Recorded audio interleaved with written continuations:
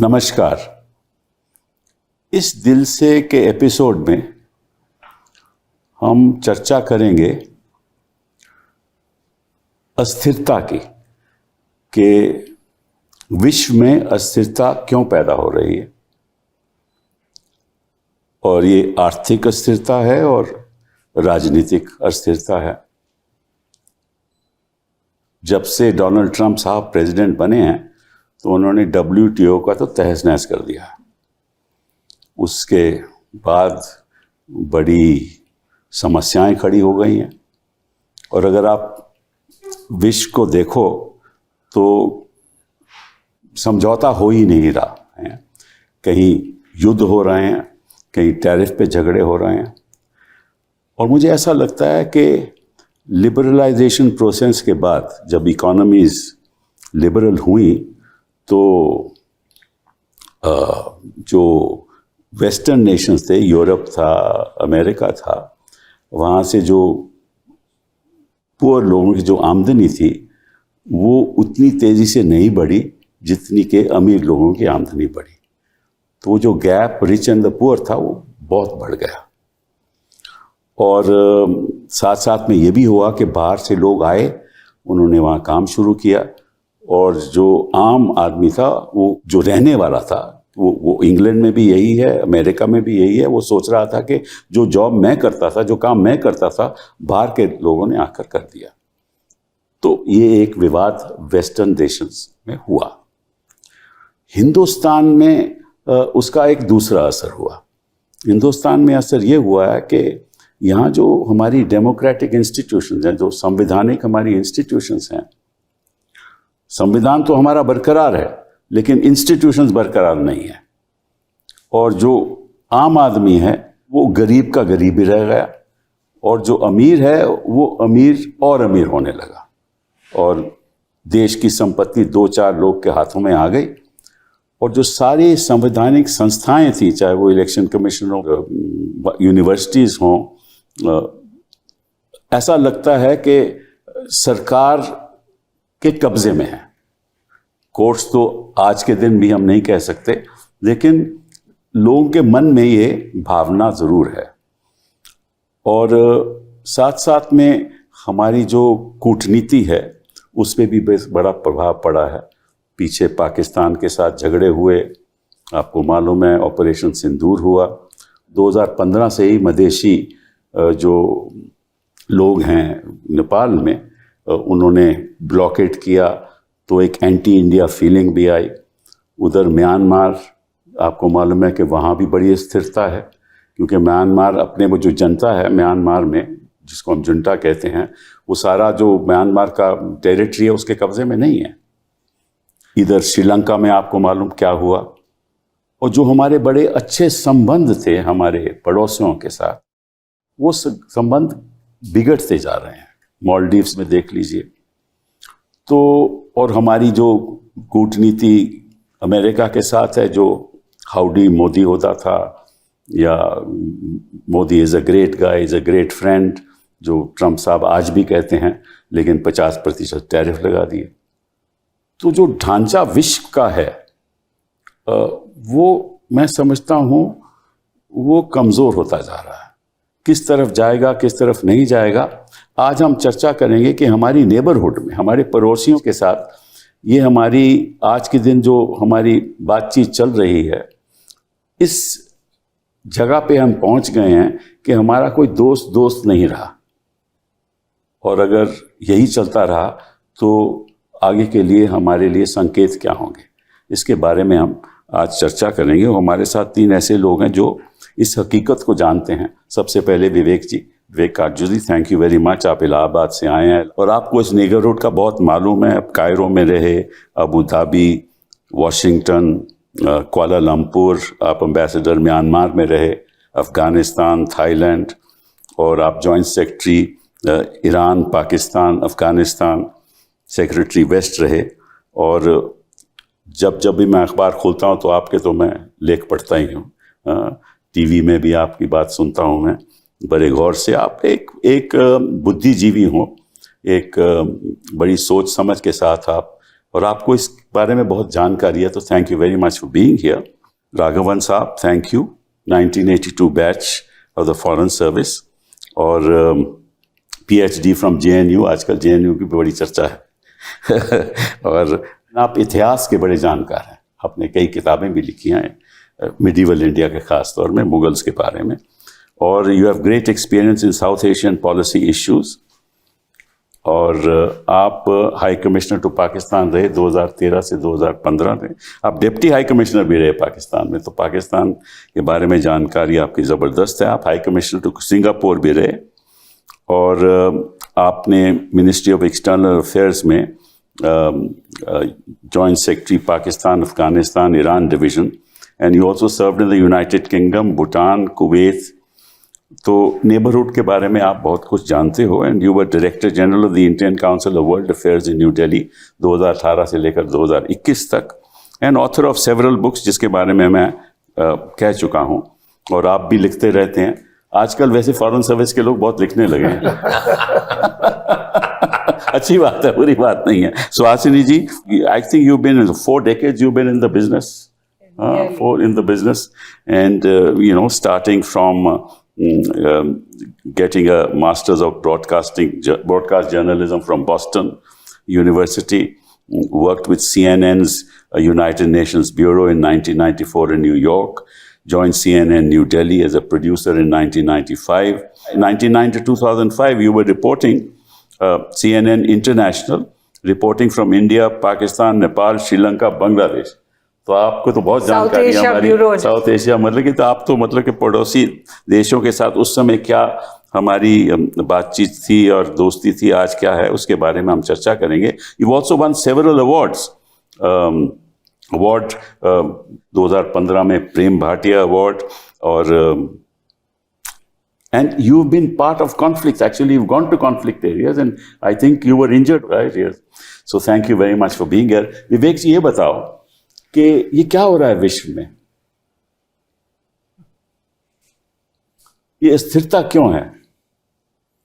देखिए, आपने कपिल जी बहुत अच्छी तरह बताया कि जो एक लिबरलाइजेशन का दौर था वो अब समाप्त हो गया, और विश्व के क्या बड़े देशों में देखें या हमारे वहाँ देखें, छोटे देशों में देखें, लोगों की मानसिकता बदल गई। जो नेता हैं, जो राजनीतिक वर्ग है, समाज के में जो एक पहले एक उदारवादी नीति अपनाई जाती थी, वो अब एक किस्म से खत्म ही मुझे दिखती है। क्यों? मैं कई बार मैं सोचता हूँ, हाँ, उसका मुझे एक कारण जो दिखता है वो ये है कि अगर आप इतिहासकार, तो हमारे बगल में बैठे हैं, बहुत हमें बहुत सर्विस में बहुत फक्र है इन पर कि इतिहास पे इतनी पकड़ है, लेकिन जो मुझे दिखता है कि जब जब दुनिया में तकनीकी विज्ञान और तकनीकी में बदलाव आया है, तब तक अस्थिरता पैदा हुई। हम लोग शायद इतना, अगर अपनी जीवन को देखें तो आज डिजिटल युग जो है उसमें जो परिवर्तन उसने दुनिया को हर सूरत बदल दिया पूर्ण रूप से। अब आज की 2025 की दुनिया और 1975 50 साल आप ले लें, बिल्कुल अलग दुनिया हो गई। और इसकी वजह से मुझे लगता है कि एक ये वास्तविकता है कि इसकी वजह से बदलाव आएगा, उसका असर जीवन के हर पहलू पर पड़ेगा, चाहे वो राष्ट्र का हो, चाहे वो। सॉरी टू इंटरप्ट यू, आपसे मैं पूछना चाहता हूँ, मुझे ऐसा लगता है कि जो लोकतंत्र, हाँ, जो सही तरीके से चल रहा था पिछले 10, 20, 25, 30 साल से, और 1950 के बाद लोकतंत्र की संस्थाएं खत्म होती जा रही हैं। देखिए, मजबूत था जो लोकतंत्र, उसकी संस्थाएं खत्म होती जा रही हैं। एक चीज अगर आप देखें, हाँ, एक तो विचारधाराओं में क्लेश चल रहा है, बड़ा क्यों बड़ी जबरदस्त। देखिए, अगर आप हमारा इतिहास उठा के देखें तो उसमें हमेशा दो विचारधाराएं थी। एक उदारवादी विचारधारा थी, जिसको आजकल तो बड़ा मनहूस शब्द माना जाता है, सेकुलर। एक सेकुलर की एक थी कि भाई धर्म हमारी राष्ट्रीय आइडेंटिटी को डिफाइन नहीं करेगा। इसी पर मुस्लिम लीग से, पाकिस्तान से इसी बना, जो वो इसी बुनियाद पे बना। वो कहते थे धर्म या मजहब सबसे नेशनलिज्म का, राष्ट्रवाद का सबसे एक मुख्य बिंदु है, और हम कहते थे नहीं। लेकिन यहाँ पर एक तत्व था, एक एलिमेंट था हमारे एक मूवमेंट, नेशनल फ्रीडम मूवमेंट के दौरान एक एलिमेंट था जो कहता था नहीं, धर्म की सबसे ज्यादा स्थान धर्म का होना चाहिए। और पाकिस्तान के बनने के बाद तो ये विचारधारा ने जोर पकड़ा, लेकिन फिर गांधी जी की हत्या हुई, एक और दौर आया, सोशलिज्म का दौर आया। अब मुझे लगता है नेहरू जी के व्यक्तित्व भी था जिसकी वजह से वो सब, ये जो विचारधारा थी ये थमी। बाद में कुछ गलतियां, राजनीतिक बड़ी भूलें हुई कांग्रेस पार्टी से, जिसके कारण वो जो विचारधारा थी उसको प्रोत्साहन मिला। लेकिन अब उसके साथ साथ एक जो सेकुलर विचारधारा के साथ ये चल रही थी। और फिर मुझे ये भी लगता है कि पश्चिम एशिया में जो बदलाव आया, हमारे लोग जब जाने लगे और फिर दुनिया जैसे फैली, उससे एक यहाँ पर होने लगा, एक विचार बनने लगा कि हिंदू आइडेंटिटी जो है वो खतरे में पड़ गई, जो नहीं थी। लेकिन यहाँ पर एक जहनियत बनने लगी, और उस जहनियत को फिर एक हवा मिली। अब आखिरी चीज मैं आपसे कहूं, आज का दौर सोशल मीडिया का दौर, छोटी सी चीज भी किस तीव्रता से फैलती, आप सोचें। तो इसलिए जो ये शक्तियां थी उनको बहुत बल मिला। नहीं, वो तो ठीक है, आप बात कर रहे हो हिंदुस्तान की, मैं पूछ रहा हूं कि विश्व में भी यही हो रहा है। उसमें तो धर्म की कोई राजनीति नहीं है, लेकिन विश्व में भी ऐसा ही हो रहा है। आप इंग्लैंड में देखो, रॉबिन्सन ने एक स्पीच दिया, आपने पीछे देखा होगा, कितनी तादाद में लोग, उसमें कोई धर्म की तो बात नहीं होगी। क्रिश्चियन नहीं, जो उसकी आप भाषण सुनोगे, उसने कहा कि ये बाहर के लोग आ गए और बाहर के लोगों ने हमारी नौकरियां छीन ली और हम माइनॉरिटी बन गए अपने देश में। ये उसका लहजा था, मैंने सुना है। इसमें कोई हिंदू मुस्लिम की बात नहीं। तो विश्व में तो ये हो रहा है कि बाहर के लोगों ने आके हमारी नौकरियां छीन ली और इनको अब बाहर निकालो, तो एंटी इमिग्रेशन मूवमेंट शुरू हो गई। यहाँ सिचुएशन है कि वही कि आप जो आ चुके हैं उनको बाहर निकालो। तो ये जो, और साथ साथ में जो बाकी राजनीतिक जो लोकतंत्र की संस्थाएं हैं वो कमजोर हो गई, हर देश में कमजोर हो गई। और आप हिस्टोरियन हैं, इतिहास पढ़ाते हैं, पढ़ते हैं, आप बताइए इसके पीछे वजह क्या है? अब एक वजह को ढूंढना या आइडेंटिफाई करना इतना आसान नहीं है। ये बात जरूर सही है कि जिसे हम कहते हैं आइडेंटिटी पॉलिटिक्स या द सर्च फॉर आइडेंटिटी, इस धारणा को काफी ताकत मिली है पिछले 8-10 सालों में। That is very evident. पर इसके साथ साथ कुछ और कारण भी दिखते हैं। अब जैसे अगर आप हमारे खित्ते को देखें, if you look at South Asia, what has happened in Sri Lanka, in Bangladesh, in Nepal, there's not one single reason. In Sri Lanka, what appeared to be a right of center party was thrown out by a popular insurrection, and now what has come in its place is a party which was actually communist. Correct, left of India. Yes. In Bangladesh, you had a centrist party, Right. which had an authoritarian tendency, but it was a centrist party that has been thrown out by a popular insurrection, and what has taken its place appears to be something which is led by Islamists. वही communist में तो नेपाल में communist को निकाल दिया। नेपाल में communist को निकाल दिया। तो कोई एक सिंगल मतलब वजह दिखती नहीं है साफ। तो इसमें आइडेंटिटी पॉलिटिक्स भी तो है। आइडेंटिटी पॉलिटिक्स भी है, पर ये जितने भी हमारे भारत को छोड़ के अगर आप पूरे साउथ एशिया को देखें, मतलब जितने भी देश हैं they are single region countries, you know, they don't have a diverse mix of populations. So identity politics does play a role, but I think the bigger reason very evidently, और जो सबसे मुख्य कारण है, that is the easy reason, जो आसान सा explanation मिलता है वही सही एक्सप्लेनेशन होता है, and the real explanation is governance failure, massive governance failure. अब उसमें technology, social media and all that plays a role in amplifying how great has been that governance failure and how divorced people feel from the ruling elite. So that is certainly a factor which has impacted South Asia.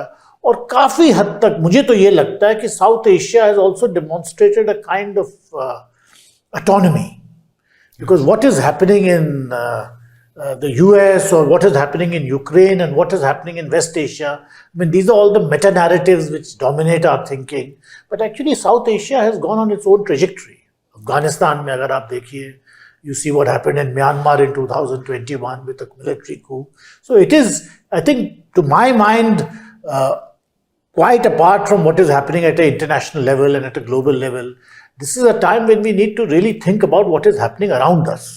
उस पर चर्चा पे विस्तार से करेंगे, लेकिन एक चीज कॉमन मुझे लगती है, करप्शन सारी दुनिया में कहीं भी देख लो, वेस्ट में, यहाँ में बहुत बड़ी है, अनएम्प्लॉयमेंट बहुत बड़ी है, रोजगार पे बहुत फर्क पड़ा है, और जो गैप रिच और पुअर में है, अमीर और गरीब में है, वो बढ़ता गया है। हाँ, और क्योंकि सोशल मीडिया इसको दिखाता है, ये है वजह मेरे हिसाब से अस्थिरता की। आप क्या कहती हैं? नहीं, जिस बात से आपने शुरुआत की थी कपिल जी, मैं वहीं पर कहना चाह रही हूँ कि लिबरलाइजेशन के बाद जो हमने देखा 2008-2009 में एंटी ग्लोबलाइजेशन पे आ गया। जैसे आप कह रहे थे, जो अमीर देश थे वहां पे लोग कह रहे थे कि हमारी सारी नौकरियां तो चीन और इंडिया ले गया। इंडिया, चाइना, रशिया ऐसे देशों में एक धारणा बन गई कि हमारा जो अपना कल्चर है वो चला गया, ये ग्लोबलाइजेशन के आइडेंटिटी पॉलिटिक्स, अमेरिकनाइजेशन, वेस्टर्नाइजेशन जो भी। तो एक ऐसे मतलब सोच बढ़ रहा था ग्लोबलाइजेशन के खिलाफ। 2010s में अगर आप देखें तो वर्ल्ड वाइड हमने देखा कि पॉपुलिस्ट मूवमेंट्स बहुत बढ़ी थी। तो जो लीडर्स एक तरह का कल्चरल नेशनलिज्म, पॉपुलिज्म, अथॉरिटेरियनिज्म इस दिशा में जा रहे थे, डेमोक्रेसीज में वो मतलब बाकायदा इलेक्ट होकर आए थे। एक स्कॉलर हैं जिन्होंने एक किताब लिखी है, व्हाट इज पॉपुलिज्म। उन्होंने 17 ऐसे देशों को देखा जो डेमोक्रेसीज थे, लोकतंत्र थे, जहां पे इस तरह का cultural nationalism, grievance politics, populism, और जहां पे फॉरेन पॉलिसी, डोमेस्टिक पॉलिसी का एक अंग हो गया, इनको बहुत बढ़ावा मिला। अब 2020s पे आ जाइए, यहाँ पर सबसे ज्यादा शॉक किस चीज से हुआ है? कोविड। अगर आप दूसरे देशों को ना देखें, हम सिर्फ साउथ एशिया में देखें, कोविड का क्या असर हुआ, तो अब आप देख रहे हैं कि ये धारणा बढ़ रही है कि नेशनलिज्म से कुछ ज्यादा है, कुछ ग्रीवेंस है, ग्रीवेंस पॉलिटिक्स पे लोग बढ़ रहे हैं, और सोशल मीडिया जैसे आपने कहा लोग देख रहे हैं। अब कोविड से 3 चीजें हुई सारे साउथ एशियन कंट्रीज में, और कंट्रीज में हो सकी होंगी, लेकिन मैं साउथ एशिया की बात करूंगी। एक तो रेमिटेंसेस, ये सब घट गई, बल्कि बंद ही हो गई क्योंकि लॉकडाउन हुआ था। और जैसे नेपाल है, वहाँ 30% शायद रेमिटेंसेस से उनकी आमदनी आती है। इंडिया में शायद कम है, 3%, लेकिन श्रीलंका में, बांग्लादेश में, पाकिस्तान में, इन सब देशों में लोग ज्यादातर बाहर जाते हैं, वहां से रेमिटेंसेस भेजते हैं। दूसरी चीज थी एक्सपोर्ट्स। आज के जमाने में, और बल्कि अब एंटी इमिग्रेशन जो सेंटिमेंट जिसकी आप बात कर रहे थे, इसका मतलब है कि ये जो नौजवान है, पहले तो उनकी नौकरियां छिन गई, अब लग रहा है कि नौकरी मिलेगी भी नहीं। अमेरिका तक आप आज जा नहीं सकते, वीजाज नहीं मिल रही हैं। दूसरी बात थी एक्सपोर्ट्स। प्रोटेक्शनिज्म पूरे वर्ल्ड में आ रहा है, और हम देख रहे हैं कि एक्सपोर्ट्स, जैसे मिस्टर ट्रंप ने टैरिफ्स लगाए 50% भारत पे, लेकिन और भी देशों पे लगाए 25-20, जो हमारे से खास नहीं है उनका। उसकी बात किसी और दिन, लेकिन एक्सपोर्ट्स बंद होने से फैक्ट्रियां बंद हुई हैं, यूनिट्स बंद हुई हैं, यहाँ पर भी लोगों को बहुत आक्रोश है इस वजह से। और तीसरा था टूरिज्म। आप नेपाल को देखिए, श्रीलंका, मालदीव्स, इन सब को काफी झटका हुआ है क्योंकि टूरिज्म बंद हो गया था। और अन्य इलाकों के कंपैरिजन में साउथ एशिया एक ऐसे रीजन है जहां इंटरनल इतना नहीं होता है। इंटरनल ना टूरिस्ट जाते हैं, इंटरनल ना बिजनेस होता है, ना एक्सपोर्ट्स होता है। इंट्रा सार्क और इंट्रा साउथ एशिया जो ट्रेड है वो 5% के करीब है। यूरोपियन यूनियन को आप देख लीजिए, वहां 50 से 60% उनका जो ट्रेड है, आयात निर्यात, वो अपने देशों में करते हैं। तो जब कोविड का दबाव हुआ तब वो अपनों में वो अपना ट्रेड रख सकते थे, लेकिन यहाँ पर काफी मतलब भारी सदमा पहुंचा है लोगों को। मुझे लगता है इसका लोगों ने ज्यादातर देखा नहीं, क्योंकि कोविड खत्म हो गया, फिर लोगों ने उसके बारे में सोचना बंद कर दिया। लेकिन ये एक जनरेशन है जिसके अपने मन में अस्थिरता है, रेजिलियंस उनको बनाना पड़ा, लेकिन उनको मतलब उनको किसी चीज पे वो विश्वास नहीं कर सकते हैं। इस माहौल में जहाँ पे नौकरियां भी कम हो रही हैं, जैसे आपने कहा करप्शन के बारे में लोग चीजें बढ़ रही हैं, और इंट्रा रीजनल कोई ऐसी मैकेनिज्म्स नहीं है जो एक दूसरे की मदद कर सकें। इंडिया दूसरे देशों को अपना मतलब कुछ किसी तरह से मदद कर सके। इस वजह से मुझे लगता है कि ज्यादा आक्रोश हुआ है। अब बात करेंगे हम साउथ एशिया में और हमारे जो संबंध है अपनी पड़ोसी देशों के साथ। इसमें मुझे एक फैक्टर लगता है कि चाइना की इकोनॉमी इतनी तेज़ी से, इतनी गति से बढ़ी, तो चाइना एक फैक्टर बन गया है हमारे पड़ोसी देशों के प्रति, क्योंकि जो एक इकोनॉमिक एड मेरा ख्याल चाइना ने इन्वेस्ट किया है about $65 billion in the region, और हमारा इन्वेस्टमेंट बहुत कम है उसके मुकाबले में, $12 बिलियन। तो एक तो ये है। दूसरा, ये जो पड़ोसी देशों के जो एंटी इंडिया एक सेंटिमेंट है, भारत के खिलाफ जो सेंटिमेंट है, उसकी वजह क्या है, ये मैं आपसे पूछना चाहता हूँ। देखिए, कुछ एंटी इंडिया सेंटिमेंट तो हमेशा रहा है, कोई नई चीज नहीं। अगर आप दक्षिण एशिया देखिए तो हम सबसे बड़े देश हैं, और अगर अंग्रेजी में कहूँ भी, अब by far the largest country, तो एक रिजेंटमेंट होती है। अब सवाल यह है कि हमने उस रिजेंटमेंट से कैसे डील। मुझे याद है ये कि गुजराल साहब ने एक डॉक्ट्रिन जो उन्हीं के नाम से चली थी, उन्होंने ये कहा था दक्षिण एशिया के देशों से कि देखिए, जब तक आप हमारी सिक्योरिटी को नुकसान नहीं पहुंचाते हैं, हम आपकी पूर्ण मदद करने को तैयार हैं, और अपनी जो हमारी डेवलपमेंट यात्रा है उसमें आपको साथ लीजिए। मोदी जी ने, अगर आपको याद हो, जिस दिन उन्होंने शपथ ग्रहण करी 2014 में, सार्क के सब मुखियाओं को बुलाया और सब आए। बिल्कुल। नवाज शरीफ पाकिस्तान के वो भी आए, प्रधानमंत्री, वो भी आए। उनकी फौज बहुत नाराज थी उनसे, लेकिन वो आए। तो मोदी जी ने भी कहा कि सबका साथ सबका विकास, जो उनका स्लोगन था, उसमें पश्चिम एशिया के देश भी शामिल हैं कि भारत उनको अपने साथ ले जाना चाहिए। लेकिन आज के दिन आपने जैसे बताया, अफगानिस्तान हो, पाकिस्तान में जो परिवर्तन आया है, श्रीलंका, बांग्लादेश, नेपाल, और फिर सार्क से आगे बढ़े तो म्यांमार। तो वो जो एक स्वप्न था कि पहले तो सार्क को बंद हो गया, अच्छे कारण थे जिसकी वजह से बंद हुआ, लेकिन बंद हो गया। उसके बाद बिम्स्टेक का हमने सोचा, बिम्स्टेक भी बांग्लादेश के बाद खत्म है। नेपाल क्या करवट लेगा भी पता नहीं।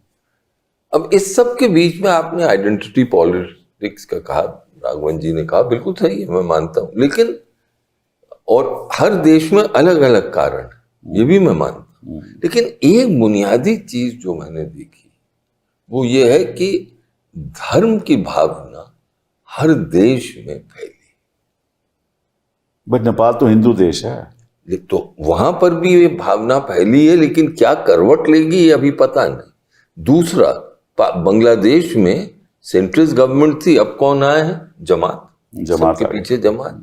श्रीलंका में हम बात नहीं करते, लेकिन बौद्ध संघ वहां पर है ज्यादा। म्यांमार में क्या है? संघ।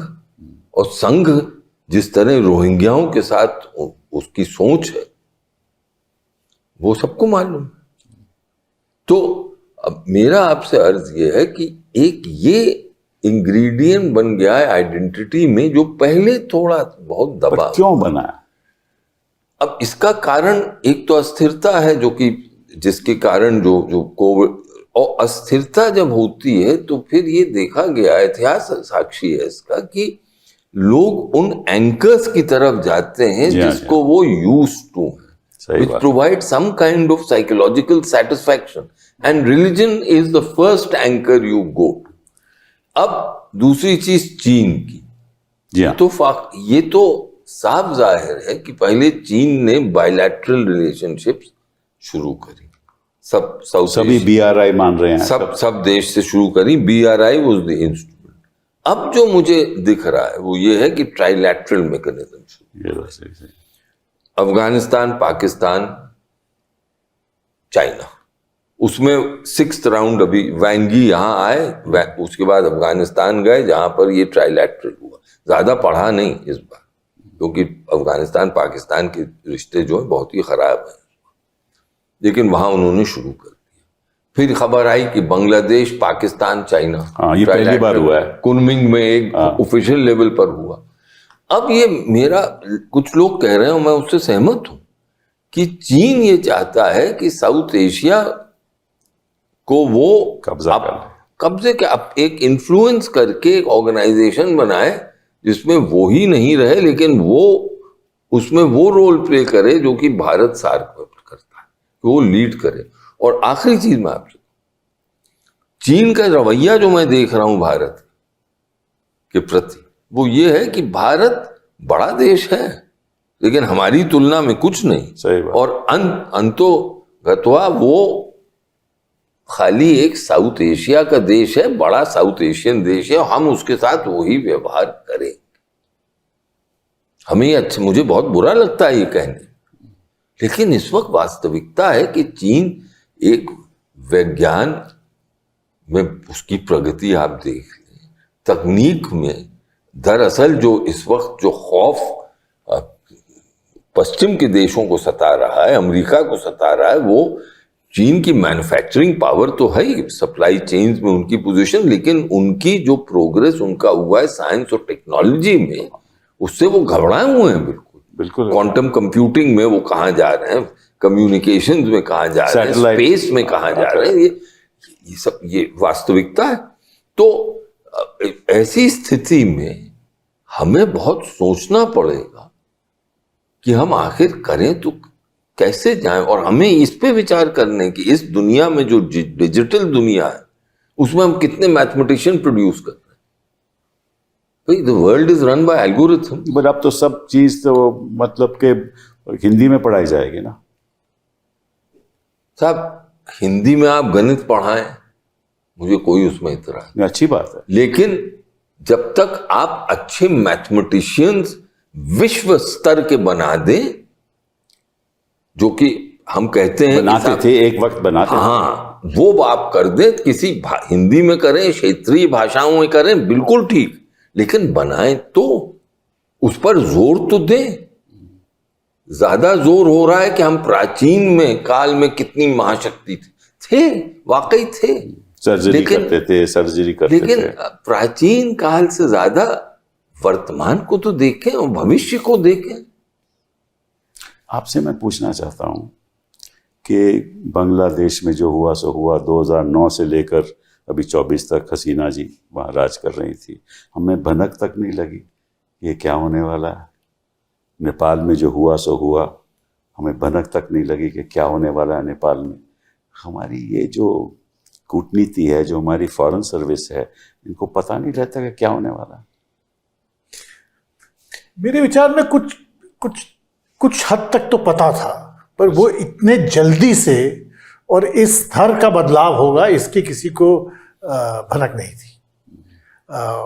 और दूसरी बात ये भी हमको एक चीज समझनी चाहिए कि it's not easy to always steer events in the direction we want. जो बांग्लादेश में हो या नेपाल में हो, श्रीलंका में हो, अपने आप में हम हर पूरे उस प्रोसेस को कंट्रोल नहीं कर सकते. Knowing one's own limitations is also important.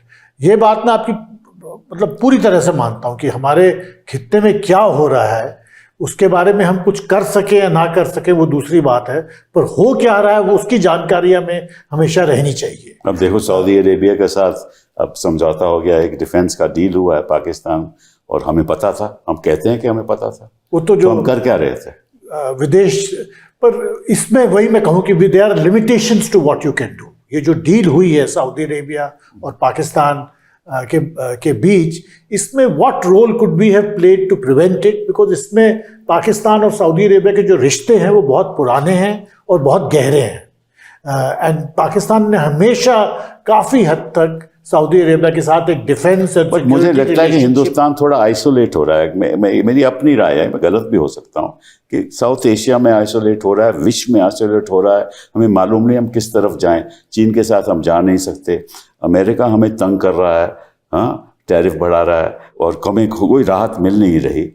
तो और जो पैलेस्टाइन के साथ हो रहा है हम कोई बयान नहीं दे पा रहे. तो हमारे दोस्त कहाँ हैं?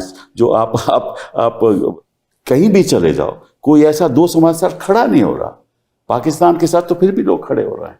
कुछ बदलाव तो कोई तो राजनीति में इसमें कोई कमी होगी, आप बताइए. नहीं, मैं कहूँगी कि हाँ ज़रूर सऊदी अरेबिया और पाकिस्तान के बहुत पुराने रिश्ते हैं. 50 साल से मिलिट्री इनकी एक साथ काम कर रही है, लेकिन हमारे भी अच्छे रिश्ते थे सऊदी अरेबिया के साथ. प्रधानमंत्री अभी अप्रैल में वो गए थे, जिस दिन पहलगाम का अटैक हुआ था वो रियाद में थे और स्ट्रेटेजिक पार्टनरशिप बना रहे थे सऊदी के साथ. ऐसा नहीं है कि सऊदी को पता नहीं होगा कि भारत पे क्या असर होगा इस तरह के म्यूचुअल डिफेंस पैक्ट का. और आप अगर उसे पढ़ें तो वहाँ लिखा है स्पष्ट तौर से उनके जॉइंट स्टेटमेंट में, जिसमें उन्होंने विवरण किया है अपने एग्रीमेंट का, कि an aggression against one of us or against either of us will be an aggression against both of us. अब आप मुझे बताइए, ऑपरेशन सिंदूर अभी खत्म नहीं हुआ है. प्रधानमंत्री जी ने कहा है कि ऑपरेशन सिंदूर अभी चलता रहेगा. आप पाकिस्तान के साथ एक वॉर लाइक सिचुएशन में हो, और इस वक्त अगर आपको किसी तरह कोई ऑपरेशन करना पड़े पाकिस्तान के खिलाफ, अब सऊदी अरेबिया उसके बीच में आ जाएगा. चीन भी साथ और सऊदी अरेबिया और ये एक नई बात है. पहले मैं जरूर कहूंगी कि पहले के बहुत रिश्ते थे सऊदी अरेबिया और पाकिस्तान के, लेकिन 2006 के बाद जब से हमारा स्ट्रेटेजिक पार्टनरशिप हुआ है, सऊदी अरेबिया ने बहुत सेंसिटिविटी के साथ भारत और पाकिस्तान के साथ रिश्ते बनाए हैं.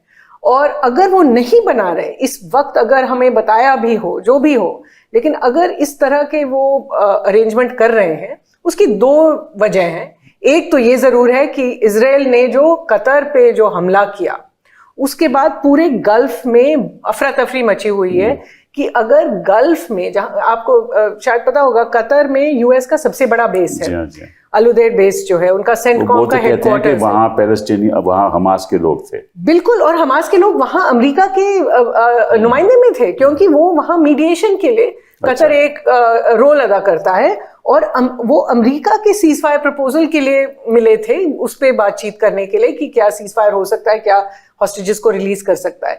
तो अगर अमेरिका इस पे कुछ ना करे कि इजराइल एक अमेरिकन एलाय जिसके यहाँ एक बेस है इस तरह का, हमला करे और अमेरिका कुछ भी ना करे, उनको सिक्योरिटी गारंटीज कोई ना दे, तो सारे जो गल्फ देश हैं, वहाँ बहरीन में भी तो यूएस बेस है, कुवैत में भी तो है, सऊदी अरेबिया में भी है, कि सारे ये जो गल्फ देश हैं ये काफी वरिड हैं कि अब क्या होने वाला है. तो एक वजह ये है. दूसरी वजह ये भी है कि भारत ने जो अपना पोजीशन बनाया है इजराइल पैलेस्टाइन के मामले में, वो आज किसी के तरफ भी नहीं खड़ा है. ना इजराइल के साथ पूरी तरह से खड़े हो सकते हैं, टेररिज्म के मामले पे शायद खड़े हो सकते हैं, लेकिन जैसे आपने देखा इजराइल ने जब हमला किया कतर पे तो प्रधानमंत्री ने कड़ी निंदा की, उन्होंने कहा वायलेशन ऑफ सॉवरेनिटी. और ना पैलेस्टीनियंस के साथ वहाँ 65,000 लोग मरे हैं, उनमें से 20,000 बच्चे हैं. और भारत ने शायद मुश्किल से 2 ऐसे स्टेटमेंट्स दिए होंगे पिछले साल में जिसमें उन्होंने कहा है कि ऐसी चीजें होनी नहीं चाहिए. ये नहीं कि कौन कर रहा है, किस पे कर रहा है, किस तरह से उन पर गुजर रही है. तो मुझे लगता है हम ना घर के ना घाट के बन गए हैं. तो गल्फ में हमारी जो हस्ती थी वो शायद उसमें थोड़ी सी वो घटी है। तीसरी बात ये है कि भारत और पाकिस्तान के बीच में ये जो ऑपरेशन सिंदूर हुआ, उसके बाद हमें आज तक हमें सोचना चाहिए कि हमने क्यों, जो पार्लियामेंटेरियंस जब गए थे, इनफैक्ट आपके शो पे शायद राय पहली बार बताई गई थी, लेकिन वो जब वापस आए तो उन्होंने क्या कहा? उन्होंने कहा कि गल्फ देशों में हमें बार बार पूछा जा रहा था कि आप पैलेस्टीनियन के बारे में क्यों नहीं, पैलेस्टाइनियन के बारे में, और हमारे देश में माइनॉरिटीज की क्या स्थिति है।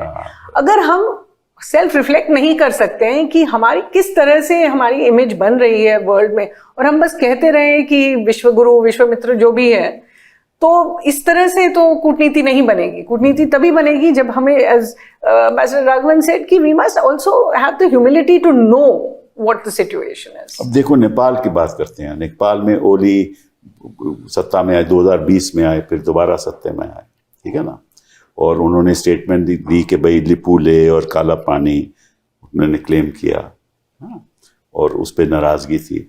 तो हमें ये नहीं मालूम था कि भाई नेपाल में ऐसा बदलाव आने वाला है, चीन के साथ ये मिलेंगे, हमारा नुकसान हो जाएगा, हम अपने के साथ रिश्ते अच्छे रखेंगे, क्योंकि नेपाल तो एक लैंडलॉक्ड कंट्री है ना, बिना हमारे तो उनका कुछ हो ही नहीं सकता। सारा पेट्रोलियम प्रोडक्ट यहाँ से जाता है, सब वस्तुएं यहाँ से जाती हैं, और फिर मधेशी हुआ तो उन्होंने हमें ब्लेम किया कि हमारी वजह से ब्लॉकेट हो रहा है। तो ये तो एक इतिहास की बात है, ये 2015 की बात है। तो हमें मालूम है कि भाई नेपाल में हमारे खिलाफ एक एंटी इंडिया फीलिंग हो रही है, लेकिन हमने उसके बावजूद कुछ नहीं किया, कोई कदम नहीं उठाया। और ये क्यों? मुझसे पूछ। हाँ, आपसे पूछ। देखिए, नेपाल में भी एक एंटी इंडिया फीलिंग थोड़ी बहुत हमेशा, वो शुरू से रही। वही छोटा देश बड़ा देश। अब नेपाल में भारत उनकी, चाहे हम चाहें या ना चाहें, उनकी अंदरूनी राजनीति का एक हिस्सा बन जाता है, इनएविटेबली बन जाता है। हम चाहे कितने भी किनारा कशी करें, वो आपस में जब बात करते हैं तो भारत की आ ही जाती। अब जहां पर हम समझ नहीं पाए वो ये कि इतनी तीव्रता से ये आंदोलन जो है ये बढ़े। अब उसमें बहुत लोग तो एक कॉन्स्पिरेसी थियरीज बना रहे हैं। हाँ, करेक्ट। लेकिन उसका जो ट्रिगर था, चाहे कोई भी थियरी अब बनाए, वो सोशल मीडिया बैन था। अब यहां पर इसमें आपकी एक कमी होती कि आप छोटे देश में भी उनको सलाह दे सकते हैं कभी कभी कि भाई ऐसा कदम मत उठाओ जिससे जनता भड़के और उस एक ऐसी आग लगे कि तुम कंट्रोल नहीं कर पाओ। लेकिन वो फाइनली डिसीजन तो वही लेता है। और यहां मुझे लगता है कि एक बार जब ओली साहब को भी समझ नहीं आया, हाँ करेक्ट, उन्होंने पहले बहुत सख्त कदम उठाए, 19 बच्चों को मारा। वो बच्चे थे भी कितने, 12 साल 14 साल 16 साल, उनको मारा। और अगले दिन तो फिर जो आग भड़की तो वो उसने सबको तहस नहस कर दिया। अब ये क्या हमें समझना चाहिए था कि सामग्री बन रही है, भावनाएं यूथ में बढ़ रही हैं, और वो कह क्या रहे हैं, नेपो किड्स। उनको भी यही आप जो कह रहे हैं कि खाई बढ़ रही है गरीबों में और अमीरों में, वही बात वही है। हाँ, इसमें एक और मैं आपसे अर्ज करना चाहता हूं, और वो ये है कि अगर भारत की तरफ हम देखें, हमारे, और आप तो इतने दिनों दौर, आपने कितने दशक गुजारे हैं राजनीति में, आप शायद मेरी बात से सहमत होंगे। पहले हम जब कहते थे कि हम प्रगति कर रहे हैं, जो कि हम कर रहे हैं, वो करी है स्वतंत्रता के बाद से, अभी आज का भारत वो भारत तो नहीं है, लेकिन हम हमेशा उसके साथ साथ अपनी एक ह्यूमिलिटी के साथ ये भी कहते थे कि बहुत रास्ता हमने तय कर लिया, लेकिन अभी भी बहुत रास्ता तय करना है। हम ये कहते थे कि हमारी कृषि में एक विशेष मुश्किलें, 50% लोग आपकी कृषि में है, 15% GDP वहां से आता है, तो साफ जाहिर है कि कृषि की क्या हालत है, किसान की क्या हालत है, गुर्बत कितनी, और हम उसको छुपाते नहीं थे, छुपाते हैं। हम उसको अपनी प्रगति के साथ साथ ये भी कहते थे कि भाई अगर हम ट्रेड एग्रीमेंट कर रहे हैं तो फिर हमें एग्रीकल्चर की तरफ ध्यान देना ही होगा। हम उसको उन लोगों को नजरअंदाज नहीं कर सकते। लेकिन अब मैं ये देखता हूं कि हमारे नैरेटिव में, शायद मेरे सहयोगी इसको मुझे गलत समझे या गलत कहें कि मैं गलत कह रहा हूं, हमारे नैरेटिव में आजकल खाली एक ये दिखाया जा रहा है कि हमने यहाँ प्रगति करी, हम अब थर्ड लार्जेस्ट इकोनॉमी होंगे। हाँ बिल्कुल। ये भूल जाते हैं कि थर्ड लार्जेस्ट इकोनॉमी के साथ साथ हमारी पर कैपिटा इनकम क्या है। बिल्कुल सही। कि हमारी ह्यूमन डेवलपमेंट इंडेक्सेस में कहीं जगहों तो सब सहारन अफ्रीका के नीचे। सही बात है, सही कि रिच एंड पुअर का गैप कितना बड़ा है। कूटनीति से दूर हो गए जरा। नहीं, हम अगर इस हकीकत को दुनिया के सामने बयान करने में शर्माते हैं तो हमें शर्माने, पहले तो हम नहीं शर्माते थे, क्योंकि अगर 1947 देखिए और आज का भारत देखिए तो वो दुनिया मानती कि आपने बहुत प्रगति की है और दुनिया आपकी प्रगति से इम्प्रेस्ड है।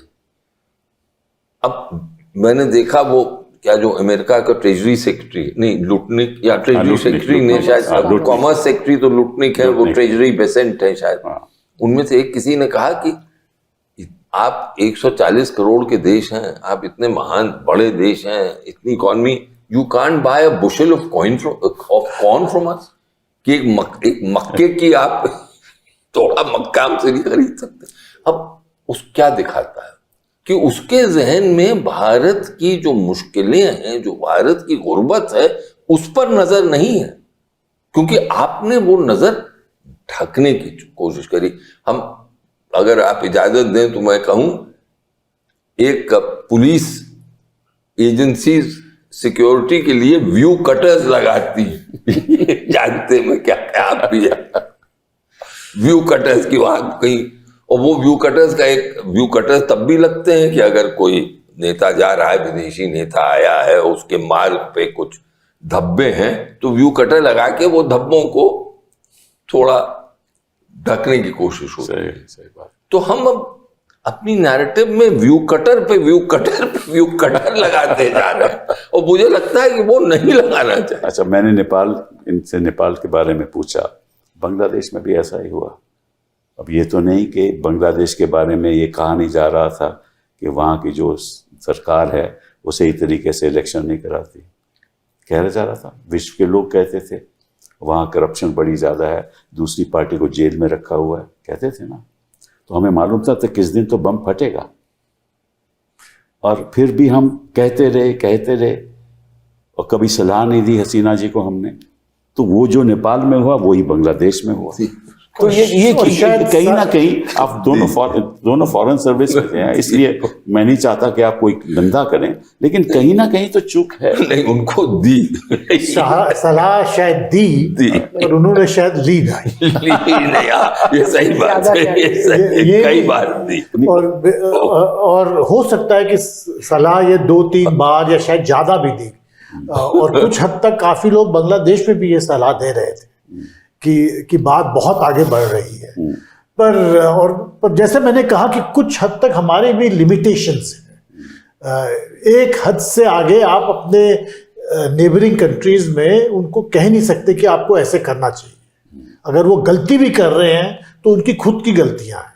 That is what sovereignty in the end means, and you should not even try it. अगर कोई गलती कर रहा है तो फिर दूसरी साइड से आपको बातचीत करनी चाहिए ना। चलिए मान लिया कि हसीना जी गलत कर रही थी, आपको मालूम था कि दूसरी साइड, ये स्थिति तो ना आती कि आज के दिन चीन, पाकिस्तान और बांग्लादेश पहली बार मिले हैं 2071 के बाद, इससे पहले तो कभी मिले नहीं। तो आप इतना तो कर सकते हो कि दूसरी साइड से, of course there are many things we can do. इसलिए मैंने ये सवाल पूछा, ये नहीं देखिए, there are many things we can do, and sometimes hindsight से और भी चीजें होती हैं जरूर कि हम करनी चाहिए थी। पर मेरे विचार में I think the point also is कि हमने, क्योंकि एट दिस पॉइंट कि हम मतलब अपने खुद के नैरेटिव में इतना खो गए that we actually started thinking too much about the wider world and not enough about our region. मुझे लगता है हम अपना मुकाबला वर्ल्ड के सबसे बड़े देशों के साथ करते हैं।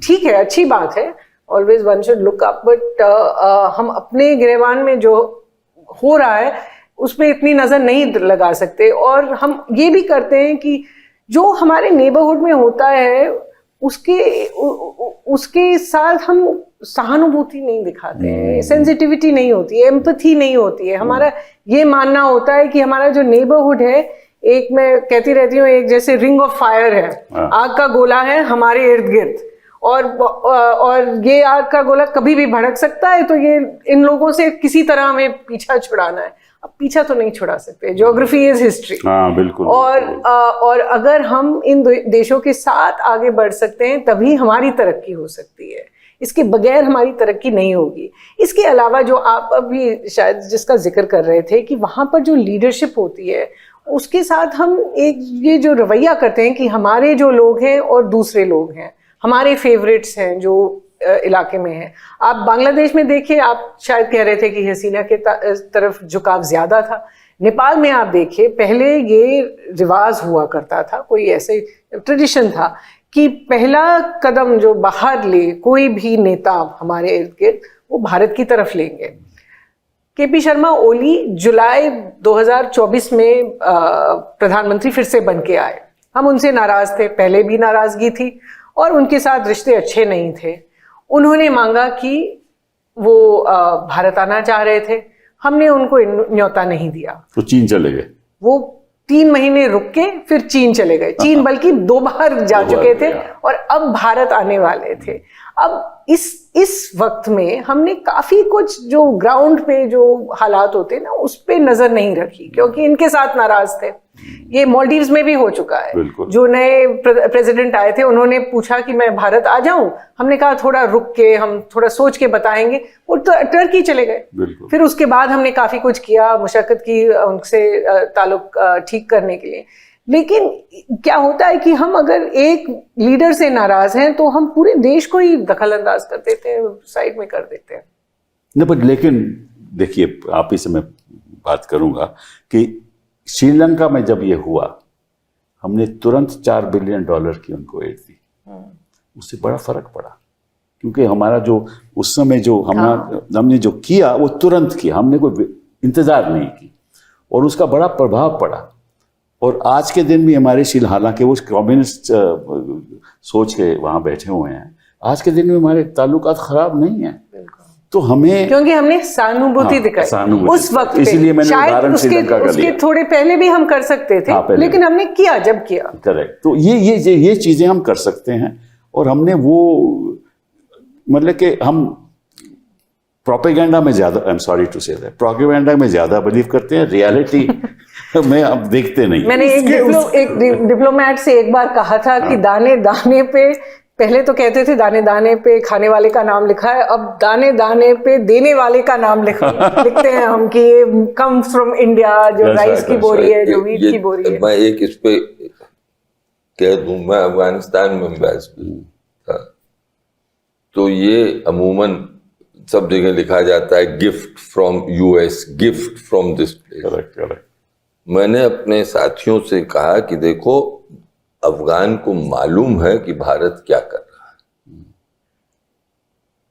आप कभी भी अपने मुंह से नहीं कहिएगा कि ये भारत ने आपके लिए किया, बिल्कुल, या भारत ने आपको बसें दी, या भारत आपको गेहूं, आपकी पार्लियामेंट बिल्डिंग बना, गंदुम दे रहा है, भारत ये कर रहा है, भारत वो कर रहा है, कभी अपने मुंह से नहीं कहा।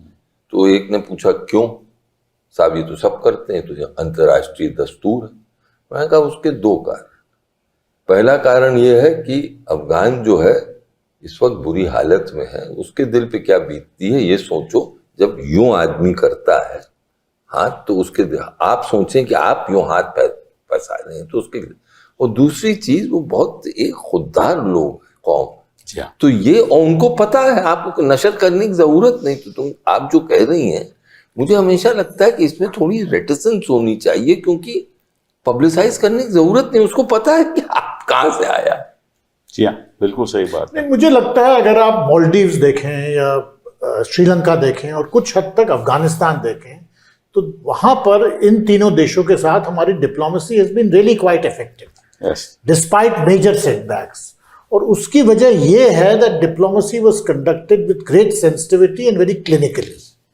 बांग्लादेश और पाकिस्तान के साथ सबसे बड़ी समस्या ये है कि फॉरेन पॉलिसी, डिप्लोमेसी और डोमेस्टिक पॉलिटिक्स में कोई खास अंतर रहता नहीं है। नहीं, देखिए, जब वो आरोप लगा रहे थे कि वहां से घुसपैठी आ रहे हैं, लगा रहे थे ना बांग्लादेश पे, उस पे भी असर पड़ता है, बांग्लादेशी पे असर नहीं Citizenship पड़ेगा। Amendment अगर आप Act- इंटरनल पॉलिटिक्स करोगे ऐसे तो नेचुरली आपके रिश्ते खराब होंगे, और आपको इस पे भी सोचना चाहिए। आफ्टर ऑल विद मालदीव्स एक टाइम पर काफी बुरी बहुत स्थिति हो बुरी गई स्थिति, उन्होंने कहा ट्रूप निकालो अपने। But then we were able to manage the situation quite well. And I think it was good diplomacy No, I which has think- worked with. But we have not had the same success with Bangladesh, but also to a great extent with Pakistan.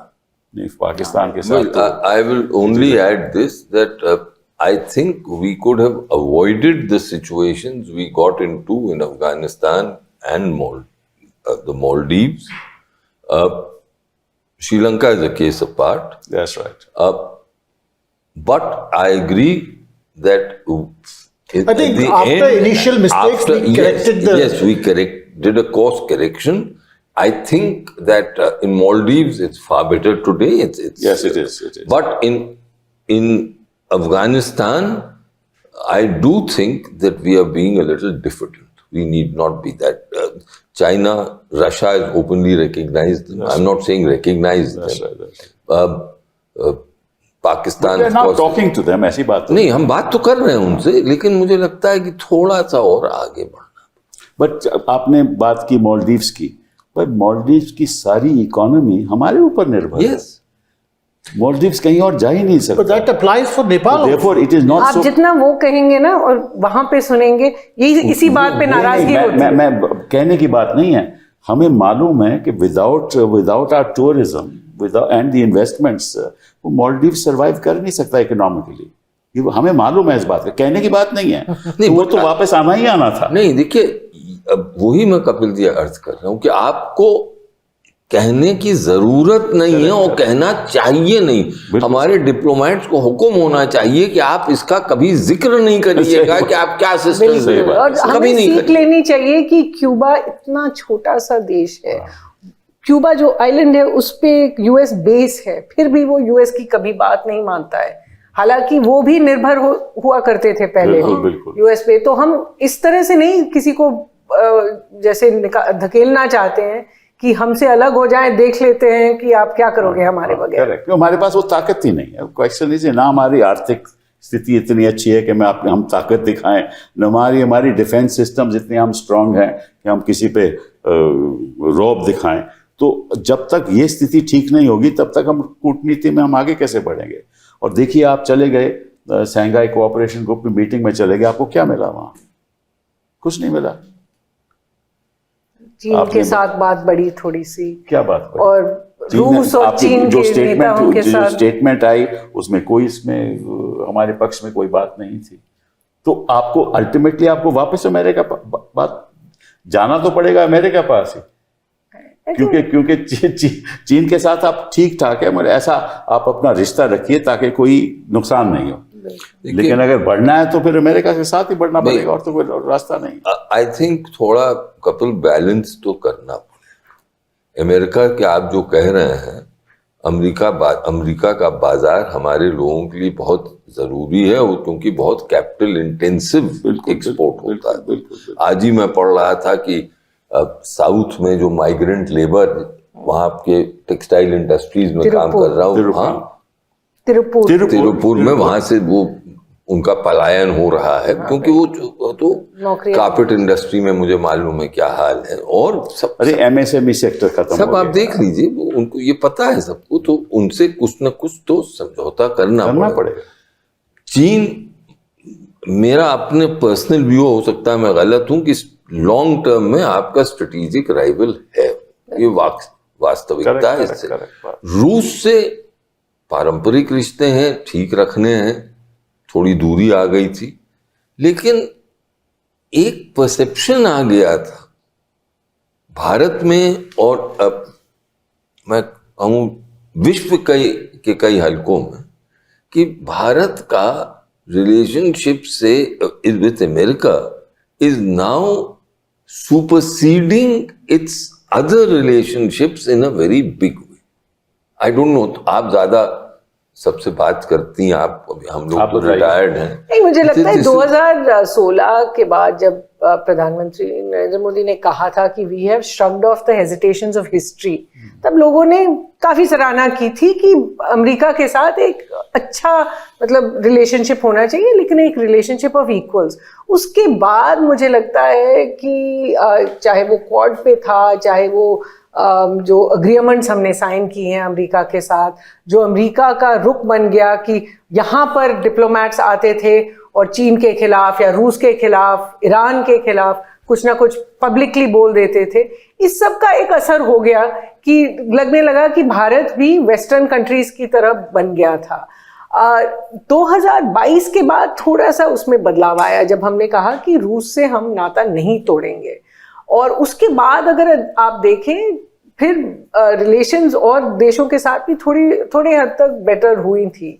लेकिन I don't agree कि हमें इस तरफ या उस तरफ जाना चाहिए, हमें अपने दो पैरों पे ही खड़ा होना पैरों पे तभी खड़ा होंगे अगर आर्थिक स्थिति हमारी, और आर्थिक स्थिति भी अंदरूनी ताकत से बनेगी, बिल्कुल अंदरूनी ताकत से बनेगी। Stop believing our own propaganda. Exact नहीं, बिल्कुल सही कहा। अब देखिए आप ये साउथ एशिया की आप सिचुएशन देखिए, बांग्लादेश में क्या होगा हमें नहीं मालूम, आने वाले दिनों में क्या होगा, नेपाल में क्या होगा हमें नहीं मालूम, भूटान भी चीन के साथ बातचीत कर रहा है आज के दिन, पहले नहीं करते थे, ठीक है ना। पाकिस्तान के साथ हमारे रिश्ते हैं ही हैं, आपको मालूम है क्या है वो रिश्ते। उधर थाईलैंड और कंबोडिया के साथ लड़ाई हो रही है, उधर म्यांमार पूरे कंट्रोल में नहीं है, उनकी जुंटा गवर्नमेंट पूरे कंट्रोल में नहीं है, वहाँ भी कुछ territories are occupied by others, ठीक है। और इस सिचुएशन में, और थाईलैंड में प्राइम मिनिस्टर साहब को आपको मालूम है, तो मतलब कि राजनीति अस्थिर है, और जो हमारी जो WTO जो है दैट इज डिसमेंटल्ड। अब everything depends on bilateral relationship. Bilateral में आपके कितने FTAs आप कर सकते हो, उसमें कितना आपको फायदा होगा, कितना नहीं होगा।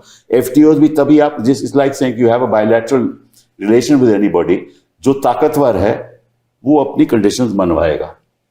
बात होती है ताकत की, हमारे पास ना आर्थिक ताकत है ना हमारे पास राजनीतिक ताकत है। और आज हम FTA की बात करते हैं, लेकिन जो पहले हमने FTA किया था सैफ्टा साउथ एशिया में, उसकी तो बिल्कुल हमें कोई परवाह नहीं है, उसको तो खत्म कर दिया। This is one problem which has emerged कि मतलब we have lost grip on the regional narrative. Exactly. And we are looking at individual countries bilaterally. Exactly. But वो जो regional sweetener था, in which India had a leadership role, Correct. that we have given up. और उससे एक vacuum create हो गया। सही बात। आई वुड सबमिट कि ऐसा नहीं है कि आर्थिक ताकत नहीं पूरा मैं कह दूं, नहीं पूरा तो कभी नहीं हो सकता। पूरा आर्थिक ताकत नहीं है, लेकिन हमें जो हमारी ताकत है उसको एग्जैजरेट नहीं। That is what I will submit to you. और यही मैंने आपसे कहा कि जो नैरेटिव हम बना रहे हैं कि साहब थर्ड लार्जेस्ट इकोनॉमी ये वो नहीं, पर अगर हम इसको एक सक्रिय तौर से देखें, पॉजिटिवली हम देखें, अगर आज भारत का मार्केट पूरा साउथ एशिया था तो हमारा जो मार्केट होता वो डबल हो जाता। अगर हम रिसोर्सेज को साउथ एशिया से ले पाए, टूरिज्म, स्टूडेंट्स, बिजनेस प्रोफेशनल्स की वीजाज हम खोल देते, तो जो साउथ एशिया ही होता उससे ही हमें ताकत मिलती। लेकिन हमने आज साउथ एशिया को बिल्कुल नकार दिया है। अब हम जो करते हैं, जैसे आपने कहा, बायलैटरल तौर पे कुछ देशों के साथ ठीक होगा, लेकिन वैसे हम आप सिंगापुर देखेंगे या जापान देखेंगे या अमेरिका देखेंगे या यूरोप देखेंगे, साउथ एशिया को जो हम एक रीजन की तरह हम देखते थे, आज हम देखते नहीं है, और उससे हमें काफी नुकसान है। तो उसकी गलती किसकी?